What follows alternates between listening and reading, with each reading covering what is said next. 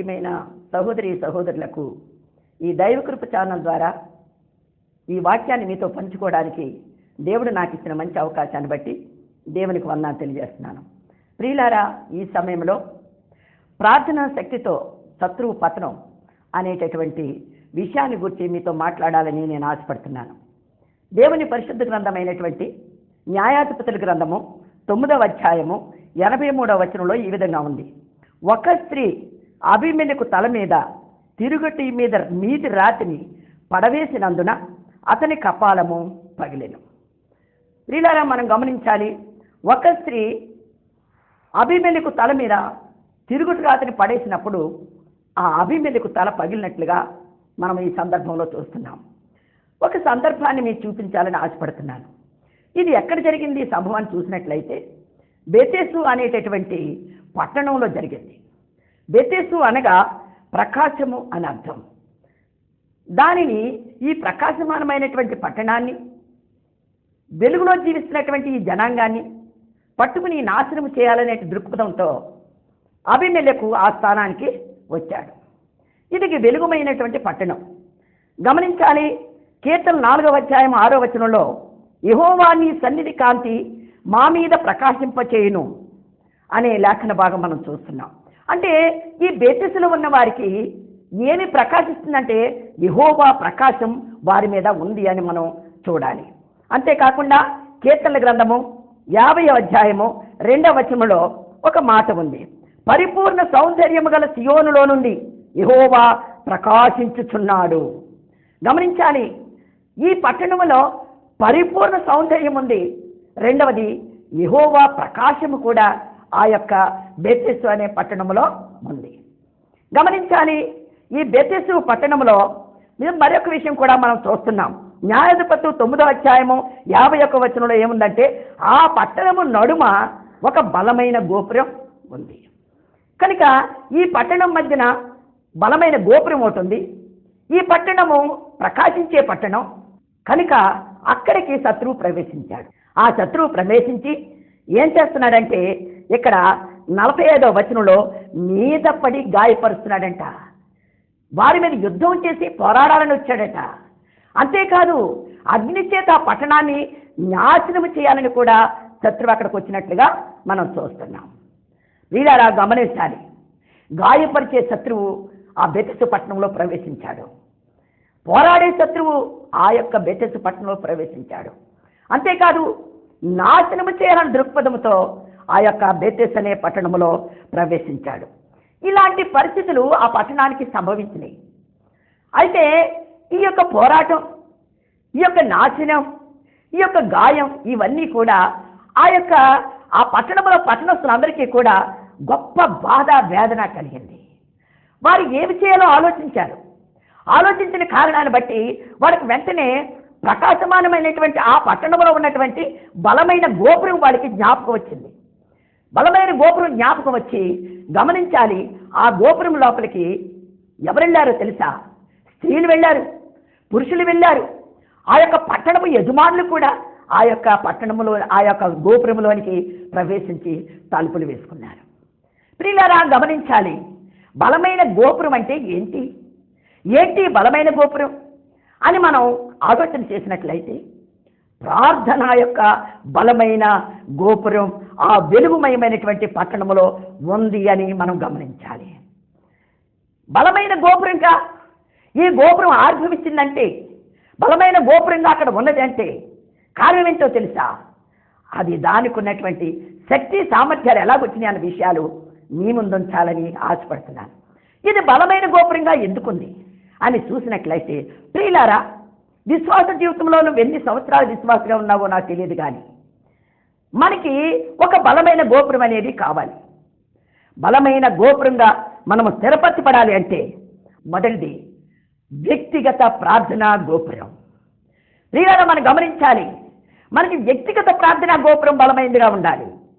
వ్యక్తిగత ప్రార్థనా గోపురం గురించి మనం ఒక యాకోబు నుండి కొన్ని విషయాలు మనం గమనించవచ్చు.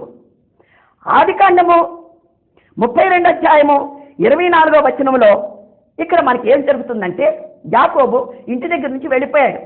అన్న ప్రాణాన్ని తీస్తాడేమని భయంతో ఇంటి దగ్గర నుంచి వెళ్ళిపోయాడు. మామ దగ్గరికి వెళ్ళాడు, పెళ్లి చేసుకున్నాడు, భార్యను సంపాదించుకున్నాడు, బిడ్డలను సంపాదించుకున్నాడు, దాసుదాసీని సంపాదించుకున్నాడు, ఆస్తిని సంపాదించుకున్నాడు. సంపాదించుకుని అతను తిరిగి వచ్చే సమయంలో నా అన్న ఇంకా నన్ను శత్రుత్వం చూస్తున్నాడేమో, ఒకవేళ నా అన్న నాకేమైనా హాని చేస్తాడేమని భయంతో అతను ఏం చేశాడంటే ఏకాంతంగా వ్యక్తిగతంగా ప్రార్థన చేయాలని ఒక సంకల్పించాడు. ఆ కారణాన్ని బట్టి ఆ రేవు దగ్గర ఉండి అతను ఏకాంతంగా వ్యక్తిగతంగా దేవునితో ప్రార్థన చేయాలి.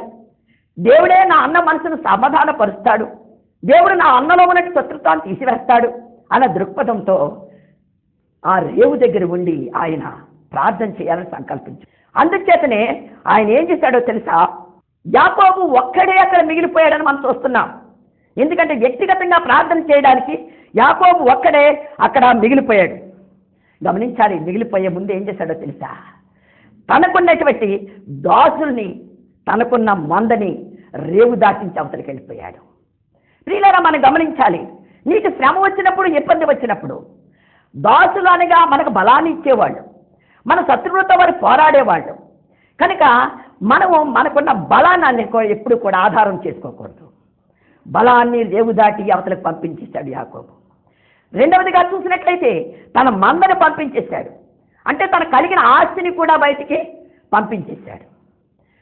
మూడవదిగా చూసినట్లయితే తన భార్యల్ని పంపించేశాడు.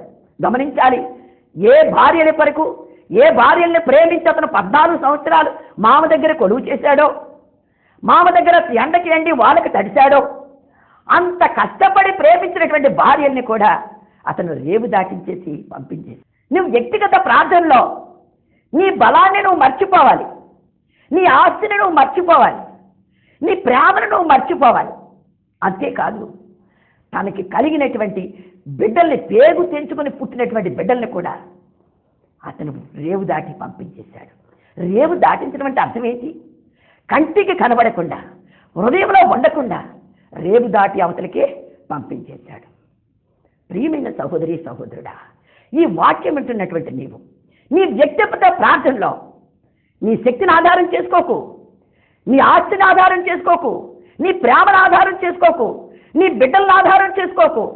నువ్వు ఒక్కడవే మిగిలిపోవాలి. యాకోబు ఉన్నట్లుగా ఒక్కడవే మిగిలిపోయి దేవుని సన్నిధిలో పెనుగులాడడం ప్రారంభించు.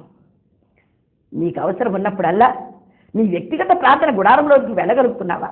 నీకు అవసరం ఉన్నప్పుడల్లా దేవునితో పెనుగులాడేటటువంటి విద్య నువ్వు నేర్చుకోగలుగుతున్నావా? అంతేకాదు, ఆ పెనుగులాడే సమయంలో ఆయన గూడు వసిలిపోయింది అని చూస్తున్నాం. గూడు వసిలిపోవడం అంటే సామాన్యమైన బాధ కాదది. మనకి నిజంగా బెణుకు పట్టిందంటేనే విస్తారమైన బాధపడతాం. బెణుకు పట్టడం అంటే అర్థం ఏంటి? ఆ ఎముక దాని స్థానం తప్పడం. గూడు వసిలిపోయిందంటే అర్థం ఏంటి? అక్కడ ఎముకలు స్థానం తప్పని, నరాలు స్థానం తప్పని, కండరం స్థానం తప్పింది. అంటే ఎంత శ్రమ ఉందో ఒక్కసారి ఆలోచించండి. అంటే శారీరక శ్రమను కూడా లెక్క చేయలేదు యాకోబు. ఎందుకో తెలుసా? దేవునితో పెనుగులాడడం ప్రారంభించాడు. నీ జీవితంలో వ్యక్తిగత ప్రార్థన నువ్వు చేస్తున్నానని అనుకుంటున్నావు, కానీ నీ బలాన్ని విస్మరిస్తున్నావా? నీ ఆస్తిని విస్మరిస్తున్నావా? నువ్వు దేన్ని ప్రేమిస్తున్నావో దాన్ని విస్మరించగలుగుతున్నావా? నీ కన్న బిడ్డలను విస్మరించగలుగుతున్నావా? నీ శరీరంకు ఉన్నటువంటి బలహీనతని నువ్వు విస్మరించి, దేవా నీవు తప్ప నాకు దిక్కెవరు లేరయ్యా అని నీ వ్యక్తిగత ప్రార్థనలో నువ్వు పోరాడాలి. వ్యక్తిగతంగా అబ్రహాంతో అన్నాడు దేవుడు, అబ్రహామా నీ కుమార్ని నాకు తీసుకొని వచ్చి బలిచ్చి అన్నాడు. కట్టెలు తీసుకెళ్ళాడు, కట్టెలు పేర్చాడు, కుమార్ని పడుకోబెట్టాడు, కత్తి ఎత్తాడు. కానీ వ్యక్తిగతంగా బిడ్డను ప్రేమించలేదు కనుక ప్రేమమైనటువంటి దేవుడు అబ్రహామా ఆగు, కత్తి దించొద్దన్నాడు. కనుక వ్యక్తిగత ప్రార్థనా గోపురం బలమైనదిగా ఉండాలి. మొట్టమొదటిగా మన జీవితంలో వ్యక్తిగత ప్రార్థనా గోపురం ఉండాలి. హిజ్కియాకి ఒక సంకేతం వచ్చింది, ఏంటో తెలుసా? ప్రవక్త ద్వారా, హిజ్కియా నువ్వు చనిపోబోతున్నావు. వెంటనే హిజ్కియా తన ఆస్తిని చూడలేదు, తన రాజ్యాన్ని చూడలేదు, ఏదీ చూడలేదు. గదిలోనికి వెళ్ళాడు, గోడ తట్టు మొహం పెట్టుకున్నాడు. అయ్యా నేను ఎలా యథార్థవంతుడిగా ఉన్నానో, ఏం కార్యాలు చేశాను ఒక్కసారి జ్ఞాపకం చేసుకోను ఆయన అని ఎప్పుడైతే ఆక్రందన చేశాడో, తన ప్రార్థన ముగియక ముందే జవాబు పొందుకోగలిగాడు. వ్యక్తిగత జీవితంలో నువ్వు జవాబు పొందుకోవట్లేదంటే కారణం ఏంటో తెలుసా? నేను చెప్పిన సంగతుల్లో ఏదో నువ్వు ఒకటి విస్మరించలేకపోతున్నావు గనుక ఈ సంఘటన జరిగింది. నీ వ్యక్తిగత ప్రార్థనలో నీకేముండాలో తెలుసా? బలమైన విశ్వాసం ఉండాలి, బలమైన నమ్మకం ఉండాలి, బలమైన నిరీక్షణ ఉండాలి. ఈ మూడింటి సమ్మేళనమే నీ వ్యక్తిగత ప్రార్థనని బలపరుస్తుంది. గమనించు. అంతేకాదు, రెండవదిగా చూసినట్లయితే నీకు కుటుంబ ప్రార్థన గోపురం నీకు ఉండాలి. అందుకని అంటాడు యెహోషువ గ్రంథము 24వ అధ్యాయము 15వ వచనం అంటాడు, మీరు ఎవరిని సేవింపకోరునో నాకు తెలియదు కానీ నేను నా ఇంటి వారిను యెహోవాను సేవిస్తున్నాం. ప్రియులారా, గమనించాలి. నీ కుటుంబ ప్రార్థన బలంగా ఉందా? నీ కుటుంబ ప్రార్థనలో యెహోషువ అంటున్నాడు, మీరు ఎవరిని సేవిస్తారో నాకు తెలియదు కానీ నేను నా ఇంటి వారు యెహోవాను మాత్రమే సేవిస్తున్నాము అంటున్నాడు. కనుక మన జీవితంలో మనకి కుటుంబ ప్రార్థన గోపురం కావాలి. యెషయా గ్రంథము 60వ అధ్యాయము 12వ వచనం అంటాడు, నిన్ను సేవింపనొల్లక రాజ్యమైనను జనమైనను నిలవదు, అట్టి జనమును నిర్మూలము చేయబడును. దేవుని సేవించకపోతే మన పతనమే మనకి. నీ కుటుంబ ప్రార్థన గోపురం బలంగా ఉందా లేదా ఒకసారి పరిశీలన చేసుకో. అందుకని యెహోషువ సామాన్యమైన మనలాంటి మనిషి అయినప్పటికీ కూడా యెహోషువ ఏం చేశాడో తెలుసా? సూర్యుడా, నువ్వు అస్తమించడానికి వీల్లేదు అని అన్నాడు. చంద్రుడా, నువ్వు వెలుపలికి రాకూడదు అన్నాడు. ఇంత బలమైన ఆజ్ఞ ఒక మానవుడు సృష్టికి ఆదేశించాడంటే, అతను ఆదేశానుసారముగా సృష్టి స్తంభించిందంటే కారణం ఏంటో తెలుసా? బలమైన ప్రార్థనా గోపురం, బలమైన కుటుంబ ప్రార్థనా గోపురం. అందులో విశ్వాసం అనేది బలంగా ఉంది, నమ్మకం అనేది బలంగా ఉంది, నిరీక్షణ అనేది కూడా బలంగా ఉంది. ఆ కారణాన్ని బట్టి సృష్టిని ఆపు చేయగల సామర్థ్యం యెహోషువకి కలిగింది. నా ప్రియమైన సహోదరి సహోదరుడా, నీకుద్దా ఈ ఆధిక్యత? దేవుడు నీకు ఇది ఇవ్వాలనే కోరుకుంటున్నాడు. కానీ మనం ఎక్కడో బలహీనం అయిపోయి మన ప్రార్థనా శక్తిని మనం నిర్వీర్యం చేసుకుంటున్నామేమో ఒక్కసారి గమనించు. యెహోషువ అంటున్నాడు, మీరెవరు ఏమి సేవిస్తున్నారో నాకు అక్కర్లేదు, నేను మాత్రం యెహోవానే సేవిస్తాను. ఈ నిశ్చయిత నీకు కావాలి. నీ కుటుంబంలో కార్యాలు జరగటం లేదంటే, నీ కుటుంబంలో నీకు అపజయాలు ఎదురవుతున్నాయంటే నీ వెంటనే ఏం చేయాలో తెలుసా? నీ కుటుంబస్తులందరికీ సంకేతాలు పంపించు, నీ బిడ్డలకు పంపించు, నీ భార్యకు పంపించు. ఈరోజు మనం బలమైన గోపురం కడదాం, మన కుటుంబంలో బలమైన ప్రార్థన చేద్దాం. ఈ ఆలోచన నీకు కావాలి. నీ శత్రువు హతమైపోవాలంటే, నీ శత్రువు పతనమైపోవాలంటే నీ కుటుంబ ప్రార్థనా గోపురం బలమైనదిగా ఉండాలి దేవుని సన్నిధిలో. అంతేకాదు, దావీదుకు కోరుకుంది ఏమంటున్నాడో తెలుసా? 7వ అధ్యాయము 29వ వచనం అంటాడు, నీ దాసుడునైన నా కుటుంబము నిత్యము నీ సన్నిధిలో ఉండునట్లు దాన్ని ఆశీర్వదించమంటాడు. నా కుటుంబానికి ఏమంటాయి ఐశ్వర్యం అని నేను అడగటం లేదు. నా కుటుంబం నీ సన్నిధిలో ఉంటే చాలు. ఈ కోరిక నీకు కావాలి. నువ్వు వెళ్తున్నావు మందిరానికి, నీ బిడ్డలు వెళ్తున్నారా? నువ్వు వెళ్తున్నావు, నీ భార్య వస్తుందా నీతో? ఇది సరి చేసుకోవాల్సిన బాధ్యత నీకున్నది. మూడవదిగా చూసినట్లయితే సంఘ ఐక్యత ప్రార్థనా గోపురం. సంఘంలో ఒక ఐక్యతతో కూడినటువంటి ప్రార్థన ఉండాలి. అందుకని అంటాడు అపోస్తలుల కార్యాలు 12వ అధ్యాయము 5వ వచనం అంటాడు, పేతురు చెరసాలలో ఉంచబడెను, సంఘమైతే అతని కొరకు అత్యాసక్తితో ప్రార్థన చేయుచుండెను. పేతురు చెరసాలలో ఉన్నాడు, సంఘము నిద్రపోలేదు. సంఘం అంతా కూడా మన సంఘంగా కూడుకోవాలి. ఈ రాత్రి మన దైవ సేవకుని కొరకు మనం ప్రార్థన చేయాలి. అందరికీ ఒకే ఆసక్తి వచ్చింది, ఒకే విశ్వాసం వచ్చింది, ఒకే నిరీక్షణ వచ్చింది, ఒకే నమ్మకం వచ్చింది. ఆ రాత్రి సంఘం అంతా కూడుకుని అత్యాసక్తితో ప్రార్థన చేసినప్పుడు ఈ అత్యాసక్తిలో మన శక్తి దేవుని దగ్గరికి వెళ్ళింది. దేవుని దగ్గరికి వెళ్ళి దేవుని దగ్గర నుంచి దూతను దింపింది. ఈ ఆసక్తి కలిగిన ప్రార్థన దేవుని మందసాన్ని కదపాలి. అంతేకాదు, దేవుని దగ్గర నుండి ఉన్నట్టు శక్తిని కిందకు దింపాలి. నీ శక్తితో నువ్వు దేన్ని జయించలేవు, ఇది గమనించు. దేవుని శక్తిని కిందకి దింపింది. దూత వచ్చేసింది.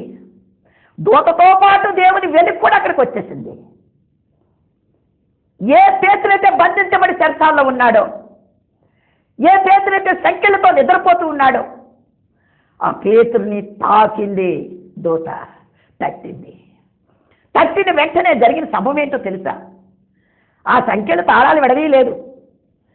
దూత యొక్క స్పర్శ ఆ సంఖ్యలను ఊడదీసిందని మనం చూస్తున్నాం. కనుక దేవుని సన్నిధిలో ఆసక్తి కలిగిన ప్రార్థన సంఘానికి ఉండాలి. అంతేకాదు యాకోబు పత్రిక 5వ అధ్యాయము 17వ వచనంలో అంటాడు, ఏలియా ఆసక్తితో ప్రార్థన చేయగా వర్షము కురవలేదు, మరలా ఆసక్తితో ప్రార్థన చేయగా వర్షము కురిసింది అని చూస్తున్నాం. ఆసక్తి అనేది కావాలి. నువ్వు ఏ శక్తిని ఆశ్రయిస్తున్నావు? నువ్వు ప్రార్థనా శక్తిని ఆసక్తితో ఆశ్రయించడం నీ చేతనైతే, ఆసక్తితో నువ్వు ప్రార్థన చేయడం నీ వశమైతే, పరలోకము నుండి శక్తి దిగి నీ శత్రువుతో పోరాడుతుంది. గమనించు. దేవుని సన్నిధిలో నా ప్రియమైన సహోదరి సహోదరుడా, ఏ సమస్యలో నలిగిపోతున్నావో, ఏ ఇబ్బందుల్లో కూరుకుపోతున్నావో, ఏ ఇబ్బందులు నిన్ను బయటికి రానియకుండా ఉక్కిరి బిక్కిరి చేస్తున్నాయో, ప్రతి సమస్యకే పరిష్కారం దేవుని దగ్గర ఉందని గమనించు. దేవుని సన్నిధిలో ప్రభువా, నీ శక్తి నాకు కావాలయ్యా, నేను నా యొక్క శత్రువుతో నేను పోరాడలేను నాయన, నీ శక్తి నాకు కావాలి అనేటటువంటి దృక్పథం నీకు కావాలి. దేవుని సన్నిధిలో సంఘము అత్యాశక్తితో ప్రార్థన చేసినప్పుడు దేవుని శక్తి పైనుంచి దిగింది. దేవుని సన్నిధిలో మనకి ఈ 3 వ్యక్తిగత ప్రార్థన, సంఘ ప్రార్థన, అంతేకాదు కుటుంబ ప్రార్థన, ఈ 3 ప్రార్థన గోపురాల సమ్మేళనమే బలమైన గోపురం. అదే ఎబేసులో ఉన్నది. అందుకనే బలమైన గోపురం ఉంది కనుకనే శత్రువు వచ్చి గాయపరిచిన, యుద్ధం పోరాడుతున్నా, నాశనం చేయాలని తగలబెడుతున్నా వీళ్ళందరూ ఎక్కడికి వెళ్ళారో తెలుసా? పరుగున మనకు ఒక బలమైన గోపురం ఉంది, అందులోకి వెళ్ళాలని. జనమంతా ఒకరికొకరు ఎవరు చెప్పుకోకుండానే బలమైన గోపురం లోపలికి వెళ్ళిపోయారు. బలమైన గోపురం లోపలికి వెళ్ళడమే కాదు, వాళ్ళు లోపలికి వెళ్ళిన తలుపులు వేసేసుకున్నారు. తలుపులు వేసేసుకున్న తర్వాత వాళ్ళు ఏం చేశారో తెలుసా? గోపురము పైకి ఎక్కడం ప్రారంభించారు. ప్రియులారా, మనం గమనించాలి. మనకు గోపురం పైకెక్కడానికి ప్రారంభించారు వాళ్ళు. గమనించాలి. గోపురం ఆకారం ఎలా ఉంటుందో తెలుసా? అది ఏటవాలుగా ఉంటుంది. ఏటవాలుగా ఉన్న వాళ్ళు సరాసరి పైకే ఎక్కుతున్నారు. కానీ ఏటవాలుగా ఉన్నటువంటి గోపురం మీదకి ఎక్కడం అసాధ్యం. కానీ ఇక్కడ గమనించాలి, ఎప్పుడైతే ఆ గోపురం లోపలికి వెళ్ళారో, వీళ్ళు పైకెక్కడం ప్రారంభించారో, వాళ్ళు ఎక్కుతున్నప్పుడు ఏం జరిగిందో తెలుసా? దేవుడు వారి పాదాలను పట్టుకుని ఎక్కించాడు. అందుకనే ఆయన అంటాడు, కీర్తనల గ్రంథము 17వ అధ్యాయం 5వ వచనం అంటాడు, నీ మార్గముల యందు నా నడకలను స్థిరపరచుకుని ఉన్నాను, నాకు కాలు జారలేదు. దేవుని మార్గంలో వాళ్ళు పాదాలు అడుగులు వేస్తున్నారు కనుక అది గోపురమైన ఏమైనా వారి పాదములు జారకుండా పైకెక్కినాయి. అంతేకాదు 73వ కీర్తన 2వ వచనంలో అంటాడు, నా పాదములు జారుటకు కొంచెమే తప్పెను, నా అడుగులు జార సిద్ధమాయను. మన అడుగులు జారడానికి సిద్ధమైనప్పటికీ కూడా అది ఏమైందో తెలుసా? ఆ దేవుడు ఆ యొక్క దీన్ని పట్టుకునే ఉన్నాడు. గమనించాలి. కనుక ఇక్కడ మనం పైకెక్కేసారి వీళ్ళందరూ కిందకి చూస్తున్నారు. చూస్తున్నటువంటి సమయంలో ఏం జరిగిందో తెలుసా? ఇక్కడ కింద చూసేటప్పుడు అగ్ని నాశనం చేస్తూ అగ్ని మంట పెడుతున్నారు. ఆ మంట పెడుతున్న విషయం మనం చూడాలి. న్యాయాధిపతులు 9:49 అప్పుడు జనులందరూ ఒక్కొక్క కొమ్మను నరికి అభిమెలకు వెంబడి ఆ కోట దగ్గర పెట్టి వాటి వలన కోటను కాల్చిరి అని ఉంది. కాల్చేస్తున్నారన్నట. కనుక కాల్చేస్తున్నటువంటి సమయంలో వీళ్ళందరూ పైకి వెళ్ళిపోయారు. పైకి వెళ్ళిపోయి ఏం చేస్తున్నారో తెలుసా? కిందకి చూస్తున్నారు. తల్లులు బిడ్డల వైపు జాలిగా చూస్తున్నారు. బిడ్డలు కూడా తల్లిదండ్రుల వైపు జాలిగా చూస్తున్నారు. ఏం జరుగుతుందో ఏమో అని భయము, ఆందోళన వాళ్ళ హృదయాల్లో చొచ్చుకొని ఉంది. ఏం చేయాలన్నది తెలియటం లేదు. గోపురం ఎక్కేశారంతే. ఎక్కేసిన తర్వాత దేవుని యొక్క శక్తి ఒక స్త్రీని వాడుకుంది. అందుకని అంటాడు, అక్కడ గొప్ప ధైర్యం వచ్చింది ఆమెకి. ఆమె ధైర్యంతో ఏం చేస్తుందో తెలుసా? ధైర్యం ఎక్కడి నుంచి వచ్చింది ఈ ధైర్యం అని చూసినట్లయితే హెబ్రీ పత్రిక 10వ అధ్యాయం 20వ వచనంలో అంటాడు, శిలువ రక్తము వలన ఆమెకు ఒక ధైర్యం వచ్చింది. అంటే శిలువ రక్తము రక్షించే రక్తం. పాప శాపముల నుండి, శత్రు భయం నుండి రక్షించే ధైర్యం ఉన్నది కనుకనే ఆమె ఏం చేస్తుందో తెలుసా? ఆ రక్తం వలన గొప్ప ధైర్యాన్ని ఆమె పొందుకుంది. మత్తయి సువార్త 14:27 అంటాడు, నేను ధైర్యము తెచ్చుకొనుడి, నేనే ధైర్యము తెచ్చుకొనుడి అంటున్నాడు. ఎందుకో తెలుసా? ఆ శిష్యులందరూ కూడా ఆ పడవ మీద అల్లాడిపోతుంటుంటే, ఆ గాలి చూసి వాడు భయపడిపోతుంటుంటే, దేవుని రాకని చూసి దేవుడు కాదనుకుని వాడు భయపడతా ఉంటే దేవుడు అంటున్నాడు, నేనే, మీరు భయపడకండి అంటున్నాడు. నీ ఆపద సమయంలో కూడా దేవుడు మాట్లాడతాడు నీతోటి, నేనున్నాను, నువ్వు భయపడొద్దని. కానీ నీ మనసుని కలవరం పెట్టుకోవద్దు.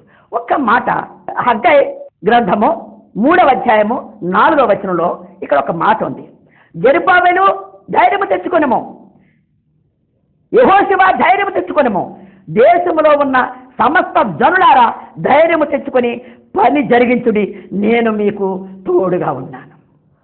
ఇక్కడ దేవుడు ఒక మంచి వాగ్దానం చేస్తున్నాడు. ఏమంటున్నాడు తెలుసా? జెరుబ్బాబెలు నువ్వు ధైర్యం తెచ్చుకో, యెహోషువ నువ్వు ధైర్యం తెచ్చుకో. అంతేకాదు, దేశంలో ఉన్న సమస్త జనులారా మీరు ధైర్యం తెచ్చుకోండి. ఎందుకో తెలుసా? నేను మీకు తోడుగా ఉంటాను. కనుక నా ప్రియమైన సహోదరి సహోదరుడా, నీ కష్టాల్లో, నీ ఇబ్బందుల్లో, నీ ఇరుకుల్లో, నీ శ్రమలో దేవుడు తోడుగా ఉంటానని వాగ్దానం చేస్తున్నాడు. తోడుగా ఉన్న దేవుడు నీకు తోడుగా ఉంటాడు కనుక నీ ప్రార్థన గోపురం బలమైనదిగా ఉండాలి. శక్తి కలిగిన ప్రార్థన నువ్వు చేయగలగాలి. కనుక అలాంటి ప్రార్థన చేయడానికి నువ్వు సిద్ధపడాలి. ఈ ధైర్యం తెచ్చుకున్నటువంటి ఈ స్త్రీ ఆ యొక్క తిరుగట్టి మీది రాయిని ఏం చేసింది? అబీమెలెకు మీదకి వేసింది. తిరుగట్టి మీది రాయిని ఆమె అబీమెలెకు మీదకి వేసింది. తిరుగట్టి మీది రాయి ఏంటి? రాయి ఏమైనా శిఖరం మీద తీసుకెళ్ళిందా? లేదు. ఆ తిరుగటి మీది రాయి అనగా ఒక బలమైన విశ్వాసం. యేసు నామములో నా శత్రువు హతమైపోవును గాక అనేటటువంటి బలమైన వాక్కుతో కూడినటువంటి మాట పలికిందంతే. తిరుగట్టి మీది రాయిని ఆమె ఎప్పుడైతే శత్రువు మీద వేసిందో ఆ శత్రువు తల పగిలిపోయింది.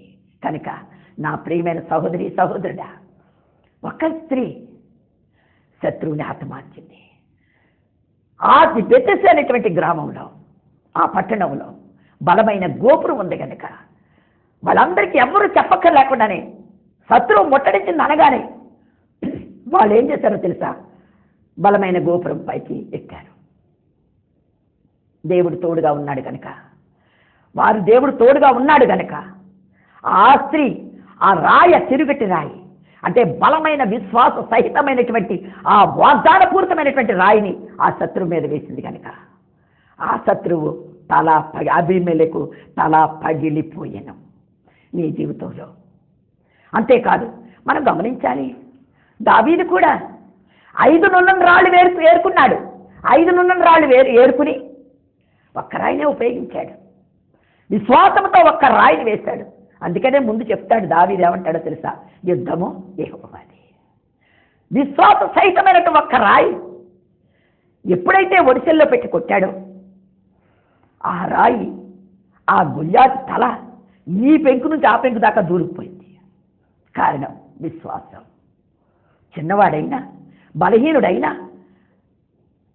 మనుషులందరూ కూడా తృణీకరించిన బలమైన విశ్వాసం ఉంది కనుక, బలమైన నమ్మకం ఉంది కనుక, బలమైన నిరీక్షణ ఉంది కనుక తన ముందున్న శత్రువుని హతమార్చగలిగాడు. నీ జీవితంలో కూడా, నీ శ్రమలోనూ, నీ ఇబ్బందుల్లో నీ శత్రువు పతనమైపోవాలంటే నీకు బలమైన గోపురం ఉండాలి. సాధారణంగా చాలామంది ఏమండి మా కొరకు ప్రార్థన చేయండి, ప్రార్థన చేయండి అంటారు. మంచిదే, ప్రార్థనా సహాయం కోరడం తప్పని నేను అనను. కానీ ప్రార్థనా సహాయం కోరే ముందు నీ విశ్వాసాన్ని పరీక్షించుకోవాలి. యేసయ్య కూడా ఈ లోకంలో సంచరించినంత కాలం ఆయన స్వస్థతపరిచేటప్పుడు కూడా ప్రతిసారి కూడా నీ విశ్వాసమే నిన్ను స్వస్థపరిచింది, నీ నమ్మకమే నిన్ను స్వస్థపరిచింది. ఎందుకు చెప్పాడో తెలుసా? కార్యము పొందే మనలో కూడా ఒక మంచి విశ్వాసం అనేది, బలమైన విశ్వాసం ఉండాలి, బలమైన నమ్మకం ఉండాలి, బలమైన విశ్వాసం ఉండాలి.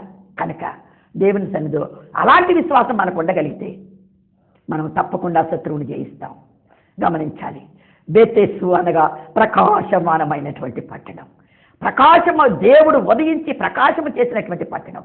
ఆ పట్టణంలో శత్రువు చొరబడ్డాడు. కానీ ఆ గ్రామంలో, ఆ పట్టణంలో బలమైన గోపురం, వ్యక్తిగత ప్రార్థనా గోపురం, కుటుంబ ప్రార్థనా గోపురం, సంఘ ప్రార్థనా గోపురం, ఈ 3 గోపురాల బలమైన సమ్మేళనమే బలమైన గోపురం. ఈ బలమైన గోపురంలోనికి ఆ పట్టణస్థులు అందరూ వెళ్ళిపోయి ఎక్కారు గనుకనే ధైర్యముతో, విశ్వాసముతో, బలమైన విశ్వాసంతో, బలమైన నమ్మకంతో, బలమైన నిరీక్షణతో ఆ రాయిని వేసింది గనుకనే శత్రువు పతనమైపోయాడు. నీ విశ్వాసం ఎలా ఉంది? నీ విశ్వాసం మనుషుల మీద పెట్టద్దు. ఎవరో నా కొరకు ప్రార్థన చేస్తారు అనుకోవద్దు. నీ యొక్క ప్రార్థనా శిబిరాన్ని నువ్వు రెడీ చేసుకుంటూ ఉండాలి. ఒక్క విషయం నేను చెప్పనా, నీ కత్తిని ఇంట్లో ఉంచుకుని ఎప్పుడు ఎచ్చవాడి కత్తిని ఉపయోగించావనుకో, ఆ కత్తి పదునెక్కుతుంది, నీ కత్తి తుప్పు పట్టేస్తుంది. నీ ప్రార్థన ఆయుధం నువ్వెప్పుడు దాన్ని పదును పెడుతూ ఉండగలిగితే, అనుకోని గడియలో, అనుకున్న గడియలో, ఏ గడియలో ఏ శ్రమ వచ్చినా దాన్ని పతనం చేసే శక్తి నీ చేతిలోనే ఉంటుంది. గమనించి నా ప్రియమైన సహోదరి, సహోదరుడా, ఈ వర్తమానం వింటున్న నీవు ఏ ప్రార్థన లోపం ఉందో దయతో సరి చేసుకుని ఆ ప్రార్థన ద్వారా నువ్వు బలపరచబడి నీలో గట్టి విశ్వాసం, నమ్మకం, నిరీక్షణ ఉండగలిగితే నీ శత్రువు ఈరోజే నిన్ను బాధపడుతుందా? శత్రువు నిన్ను ఇబ్బంది గురి చేస్తుందా? నిన్ను అనారోగ్యంగా చేస్తుందా? వీటన్నిటిని జయించాలంటే ప్రార్థనా గోపురం అనేది నీకు బలమైనదిగా ఉండాలన్నదే దేవుని. కనుక అలా ఉంటూ దేవుని సన్నిధిలో నువ్వు శత్రువుని పతనం చేయాలి. అడుగడుగునా మనకు శత్రువులు ఉంటారు. అయినప్పుడు వాటన్ని పతనం చేయాలంటే మనం బలమైన గోపురాలుగా సిద్ధపడాలి. ఈ వాక్యము మీ హృదయాలకి స్పందించినట్లయితే, ఈ వాక్యము మీకు ఆశీర్వాదకరంగా ఉన్నట్లయితే స్క్రీన్ మీద ఉన్నటువంటి మా యొక్క ఫోన్ నెంబర్కి మీరు తెలియజేయాలని ప్రభు పేరిట మనవి చేస్తున్నాను. ఈ యొక్క వాక్యాన్ని మీ వెనుకల్లో దేవుడు ఆశీర్వదించి దీవించునుగాక.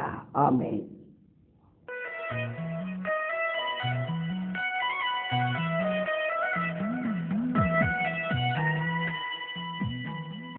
పరిశుద్ధమైన మా దేవా, నీకు వందనాలు, స్తుతి స్తోత్రం చెల్లించున్నాం ప్రభువా. ఇంతవరకు కూడా నిరీక్షణ ప్రేయర్ హౌస్ మినిస్ట్రీస్ సమర్పించు నిరీక్షణ గడియలు ఆయన ప్రార్థనా శక్తితో అనేక రకములైన ఇబ్బందులను, ఇరుకులను నాయన పారద్రోలొచ్చని నీ దాసురాల ద్వారా నాతో మాతో మీరు మాట్లాడిన విధానం కొరకు వందనాలు. ఈ సమయంలో ప్రభు నిరీక్షణ గడియలు వీక్షిస్తున్న వారి గృహాల్లోకి మమ్మల్ని ఆహ్వానించి నేను చూస్తున్న వారందరికీ కూడా నీ కృప, నీ సన్నిధి తోడుగా ఉంచి నాయన వారి యొక్క సమస్తమును కూడా మీరు దీవించమని ప్రార్థన చేశాం. సహాయం చేయమని ప్రార్థన చేస్తాం. నీ కృపతో నింపమని ప్రార్థన చేస్తాను. నాయన ఈ సమయంలో ప్రభా నాయన నీ కొరకు జీవించే జీవితం మాకు అనుగ్రహించి ఈ ప్రార్థన శక్తితో అనేక రకములైన నాయన నా ఇబ్బందులను ఎదుర్కొని నీ కార్యం చేసి నడిపించమని, బిడ్డలను దీవించమని నజరేయుడైన యేసు నామములో అడిగి ప్రార్థన చేస్తున్నాను తండ్రి. ఆమేన్.